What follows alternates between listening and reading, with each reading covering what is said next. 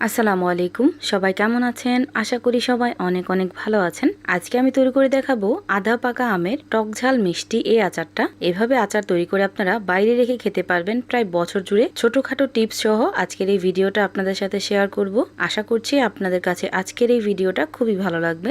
এখন কথা না বাড়িয়ে দেখে নেই আমি কিভাবে এই আচারটা তৈরি করলাম। এই আচারটা তৈরি করার জন্য এখানে আমি প্রায় 2 কেজি পরিমাণ বড় সাইজের আম নিয়ে নিছি। এখন এই আমগুলোকে আমি খুব ভালোভাবে ধুয়ে সবগুলো আম আমি একইভাবে ছিলে নিব। এদিকে আমি একটা আম আপনাদেরকে কেটে দেখাচ্ছি যে আমি কিভাবে এই আমগুলো কেটে নেব।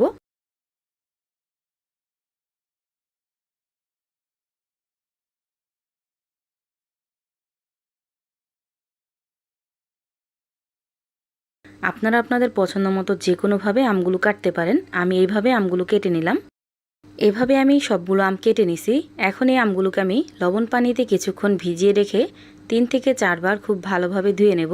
আমগুলোকে খুব ভালোভাবে ধুয়ে একটা খাঁচিতে ঝরা দিয়ে রেখে দেব যেন এক্সট্রা পানিটা চলে যায়। দেখতেই পাচ্ছেন আমটা কিন্তু একদম শুকনো হয়ে গেছে আর নিচে টক পানিটা পড়ে গেছে। যখন পানিটা সম্পূর্ণ চলে যাবে ওই পর্যায়ে এসে এখানে আমি দিয়ে দিব 2 কাপ পরিমাণ চিনি। এখানে আমি 2 কেজি পরিমাণ আম ব্যবহার করছি আর 2 কেজি আমের জন্য 2 কাপ পরিমাণ চিনি ব্যবহার করলাম। এখন এই চিনিটা খুব ভালোভাবে মিশিয়ে ঠিক এইভাবে রেখে দেব যতক্ষণ না পর্যন্ত চিনিটা খুব ভালোভাবে গলে যাচ্ছে। আর এই তো দেখতেই পাচ্ছেন চিনিটা খুব ভালোভাবে গলে গেছে। এখন আমি সরাসরি আচারটা বানাতে চলে যাব। আচারটা তৈরি করার জন্য একটা ফ্রাই প্যানে সবটুকু আম আমি এইভাবে দিয়ে দিব। এখন চুলাটাকে জ্বালিয়ে দিব আর আমটাকে কিছুক্ষণ রান্না করে নেব।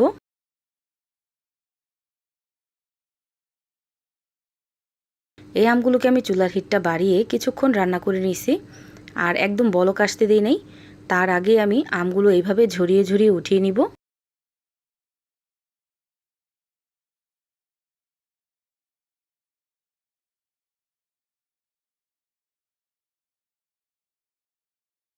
এভাবে আমি সবগুলো আম উঠিয়ে নিছি। এখন এই চিনি শিরার সাথে আমি দিয়ে দিব 1 চা চামচ পরিমাণ 5 ফোড়নের গুঁড়া, 1 চা চামচ পরিমাণ দিয়ে দিলাম এখানে চিলি ফ্লেক্স বা শুকনো মরিচ ভাজা, 1/3 কাপ পরিমাণ দিয়ে দিলাম কাসুন্দি। এই কাসুন্দির রেসিপিটা আমার চ্যানেলে দেওয়া আছে, চাইলে দেখে নিতে পারেন।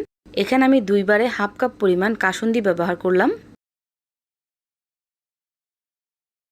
দিয়ে দিব 1 চা চামচ পরিমাণ বিট লবণ, 1/3 কাপ পরিমাণ দিয়ে দিলাম সিরকা বা সাদা ভিনেগার। এখন সবকিছু খুব ভালোভাবে একটু মিশিয়ে নিব আর এই শিরাটাকে খুব ভালোভাবে জাল করে ঘন করে নিব।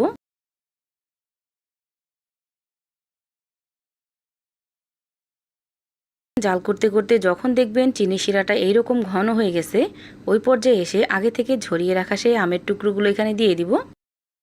এই আচার তৈরি করার জন্য যেই মশলাগুলো আমি ব্যবহার করছি অবশ্যই ওই সব মশলাগুলো এখানে ব্যবহার করার চেষ্টা করবেন, এতে করে আচারের টেস্টটা খুবই ভালো আসবে। আমগুলো দিয়ে আমি আবার খুব ভালোভাবে একটু মিশিয়ে নিব আর চুলার হিটটা হাই হিটে রেখে আচারটাকে রান্না করে নেব। এভাবে আরও 6 থেকে 7 মিনিট রান্না করার পর এখন আমি চুলাটাকে অফ করে দেব আর এই আমগুলোকে একদিনের জন্য রেস্টে রেখে দেব। এভাবে রেস্টে রাখার ফলে আচারটা দীর্ঘদিন পর্যন্ত সংরক্ষণ করা যায় আর চিনির শিরাটা আর মশলাগুলো খুব ভালোভাবে আমের গায়ে লাগে, এতে করে আচারটা খেতে ভালো লাগে আর সংরক্ষণও করা যায় দীর্ঘদিন পর্যন্ত।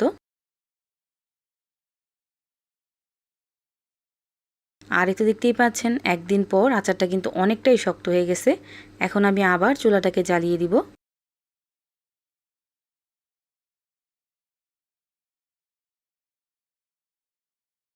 রান্না করতে করতে যখন দেখব ঠিক এরকম গ্রেভিটা হয়ে গেছে ওই পর্যায়ে এসে চুলাটাকে অফ করে দেব। এর থেকে বেশি ঘন করতে যাবেন না শিরাটা, তাহলে কিন্তু তিতা হয়ে যাবে। এখন ঠান্ডা হলেই কিন্তু আচারটা একদম পারফেক্টলি রেডি হয়ে যাবে। যেহেতু এখানে আধা পাকা আম ব্যবহার করছি এজন্য এমনিতেই কিন্তু খুব সুন্দর একটা কালার চলে আসবে, কোনো রকম কালার এখানে ব্যবহার করতে হবে না। এখন এই আচারটাকে ঠিক এইভাবে রেখে দেব একেবারে ঠান্ডা হওয়ার জন্য। তৈরি হয়ে গেল আধা পাকা আমের টক ঝাল মিষ্টি আচার। এভাবে একবার হলো ট্রাই করবেন, ইনশাল্লাহ আপনাদের কাছেও খুবই ভালো লাগবে। এখন এই আচারটাকে আমি শুকনো একটা কাঁচের জারে ভরে রেখে দেব যাতে করে দীর্ঘদিন পর্যন্ত সংরক্ষণ করা যায়। আমার এই ভিডিওটা আপনাদের কাছে কেমন লাগছে অবশ্যই কমেন্ট করে জানাবেন। সবাই ভালো থাকবেন, সুস্থ থাকবেন। আল্লাহ হাফেজ।